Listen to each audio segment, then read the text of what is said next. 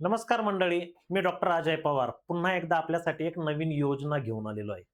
मित्रांनो, सारथी नॉलेज हबच्या माध्यमातून विविध योजना आपल्यापर्यंत पोहोचवण्याचं काम मी करत असतो आणि आपला देखील यासाठी चांगला प्रतिसाद सुद्धा आहे. तर मित्रांनो, अजूनही जर आपण सारथी नॉलेज हब या युट्यूब चॅनलला जर सबस्क्राईब करून लाईक जर केलेलं जर नसेल तर लवकरात लवकर आपण सबस्क्राईब करून घ्यावं.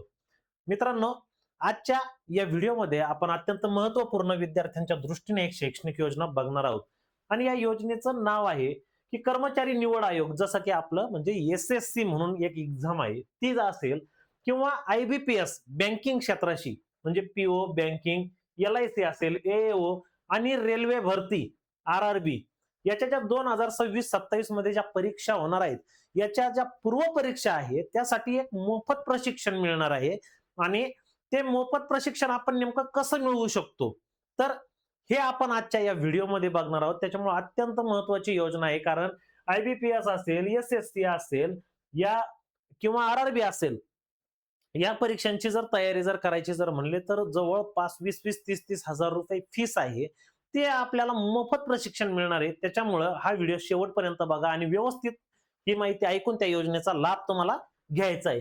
तर मित्रांनो, सर्वात आधी आता हे प्रशिक्षण नेमकं कसं असणार आहे, जे एसएससी बँकिंग म्हणजे आयबीपीएस आणि आरआरबीचं प्रशिक्षण असणार आहे या योजनेअंतर्गत.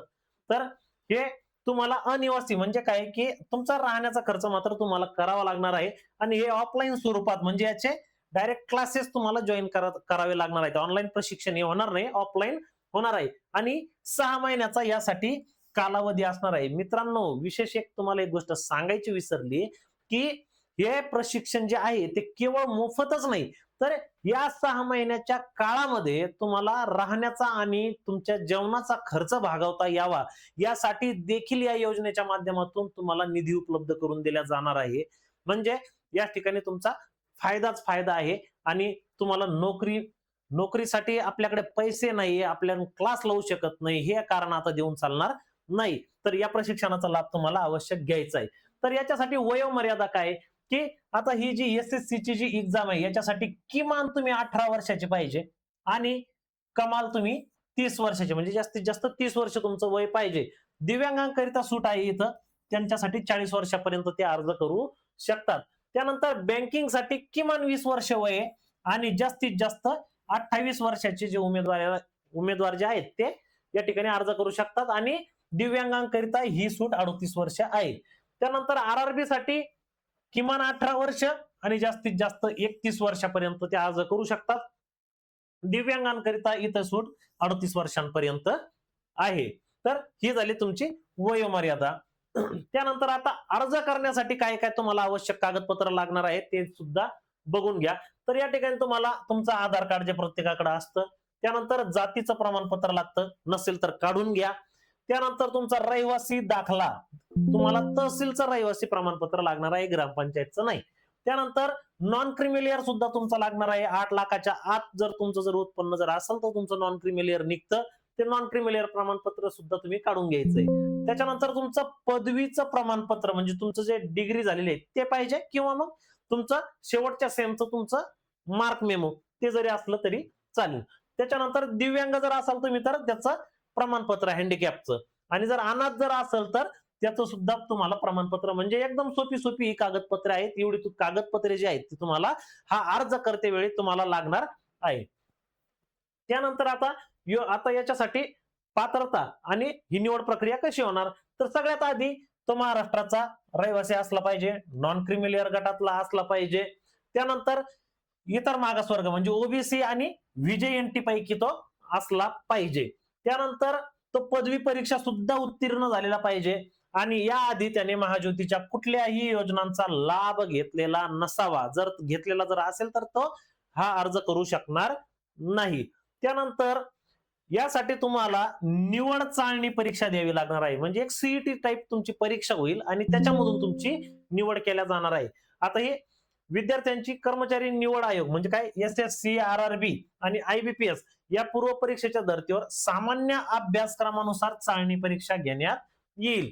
आता याचं जे वेळापत्रक जे आहे ते तुम्हाला महाज्योतीच्या साईटवर तुम्हाला मिळून जाईल. तर तुम्ही वेळोवेळी त्या साईटवर सुद्धा तुम्ही भेट द्यायची आहे, जेणेकरून तुम्हाला ते वेळापत्रकाची जी आहे ती अपडेट मिळावी. किंवा आपलं जर चॅनल जर सबस्क्राईब जर केलेलं जर असेल तर आपण लगेच त्या संबंधीचा व्हिडिओ बनवून तुम्हाला त्या संबंधीचं नोटिफिकेशन लगेच मिळणार आहे. त्यानंतर चाळणी परीक्षेत जे प्राप्त गुणांक जे आहे त्याच्यावर मेरिटच्या आधारे आणि आरक्षित जागा कशा आहेत त्यानुसार तुमची निवड केल्या जाईल. त्यानंतर आता अटी व शर्ती काय आहे? आता हा जो अर्ज आहे तो तुम्हाला करायचा कधी आहे? 10/7/2026 पूर्वी, म्हणजे अंतिम दिनांक ही 10/7/2026 आहे. 10 जुलै आज आहे, 1 जुलै, तर आपल्याकडे अजून 8 दिवस आहे. 8-9 दिवसात मध्ये आपल्याला हा अर्ज लवकरात लवकर करायचा आहे. 10 तारखेची वाट पाहायची नाही. त्यानंतर पोस्टाने किंवा ईमेलद्वारे जर अर्ज केला तर तो विचारात घेतला जाणार नाही.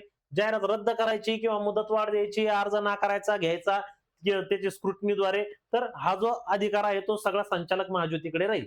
प्रशिक्षणाकरता निवड झालेले विद्यार्थी ज्या दिनांकास प्रशिक्षण संस्थेत रुजू होतील त्या दिनांकापासून त्यांना महाज्योतीच्या धोरणानुसार विद्यावेतन लागू होईल. विद्यावेतन म्हणजे काय की तुम्हाला प्रशिक्षण देत असताना तुम्हाला शासन मदत म्हणून निधी सुद्धा देणार आहे, पैसे देणार आहे.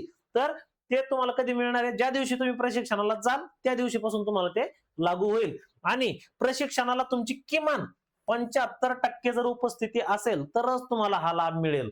त्यानंतर नाहीतर आपण ऍडमिशन घ्यायचं आणि घरी जायचं आपल्याला लाभ भेटल म्हणून, तर तसं होणार नाही.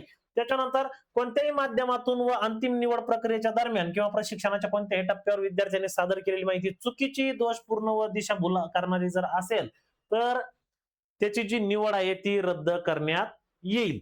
त्यानंतर विद्यार्थ्याचे बँक खाते आधार क्रमांकाशी संलग्न असणे आवश्यक असून विद्यार्थ्याला पुरविण्यात येणारे विद्यावेतन त्याच्या आधार क्रमांकाशी संलग्न असलेल्या बँक खात्यात जमा करण्यात येईल. त्याच्यामुळे आधार तुमचं ज्या बँकेशी जोडलेलं आहे त्याच बँकेचं तुम्हाला पासबुक या ठिकाणी जोडायचं आहे. त्यानंतर अर्ज भरताना कोणती अडचण जर आली तर कार्यालयीन वेळेत यांनी कॉल सेंटर दिलेलं आहे बघा, आणि इथं संपर्क क्रमांक सुद्धा दिलेला आहे 0712 28 70 12 0 किंवा शेवटी 21 असंही लावू, शेवटी 20 किंवा 21 तुम्ही लावू शकता आणि या नंबरवर संपर्क करायचा कार्यालयीन वेळेत. तर तुम्हाला जर काही जर अडचण जर आली तर ते त्याबद्दल मार्गदर्शन करतील. आता हे आरक्षण सुद्धा या योजनेद्वारे कसं असणार आहे? समजा आपण जर धरलं की 100 जागा आहे तर 100 पैकी ओबीसी जे आहे प्लेन ओबीसी त्यांना 59% मुलं त्यांचे घेण्यात येतील. विजयाचे 10%, भटक्या जमाती बी म्हणजे एनटीबी चे 8%, एनटीसी चे 11%, एनटीडी चे 6 आणि एसबीसी चे 6, म्हणजे असे 100 मुलं 100% अशी विभागणी केल्या जाईल. जागा जास्त असू शकतात किंवा कमी असू शकतात.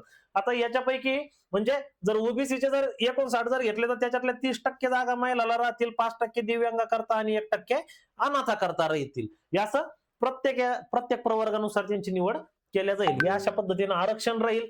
त्यानंतर आता अर्ज कसा करायचा आहे तुम्हाला? आता तुम्हाला काय करायचंय? mahajyoti.org.in या संकेतस्थळावर जायचं. नोटीस बोर्ड मधील application for competitive training program 2026-27 वर जायचंय आणि तिथं जाऊन तुम्हाला ऑनलाईन पद्धतीने अर्ज करायचा आहे.